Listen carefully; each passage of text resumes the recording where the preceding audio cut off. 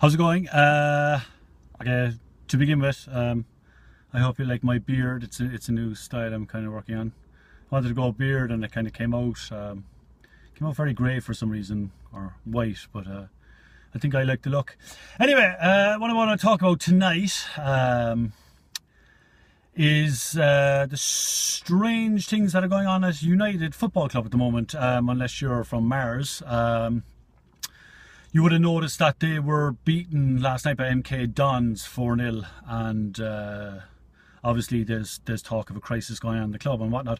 But I don't necessarily want to talk about specifically United. What I want to talk about is that strange thing that when you see a team in any sport dominate for so long, like United for the last 15 years, take the Kilkenny Hurlers in the 70s and 80s, they went into decline for like 12 years, they didn't win All-Ireland, the Dublin Footballers as well.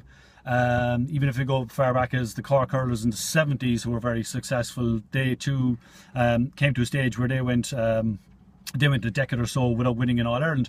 And it's another international examples would have been like, you know, the Yankees in the baseball would have like dominated in the 80s and 90s.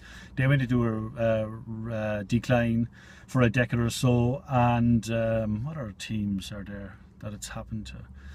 Well, anyway, there's a few examples of the teams. And my point is, it's kind of a strange phenomenon that happens when a team is dominant for so long that, you know, over the natural course of time, you know, players coming to the age of retirement, or when the manager, who's a very strong influence at the club, take it, be it Brian Cody with Kilkenny, more on that in a moment.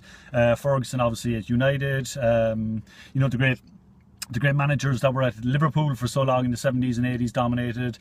And it's just that phenomenon that happens, that when an era like that ends, that it usually takes about 10 years plus before you see that team coming back for whatever reason. And that's why I'm making a prediction now that I don't think United are going to be, they might be in the running for winning the league, but I don't see them winning the Premiership in the next 10 years or so, because I think what is needed, I don't think it's going to happen under Van Gaal or maybe the next subsequent manager that comes in there. Maybe it'll take a few managers, but I think what's going to happen is, because they were dominant for so long, I think that they're going to go into a decline, that it'll take like all these players, Rooney, Van Persie, all these guys that are there, Giggs, all these guys. I think the club needs a total clear out, and it'll be a new generation, a very new generation, that will start winning trophies again for the club.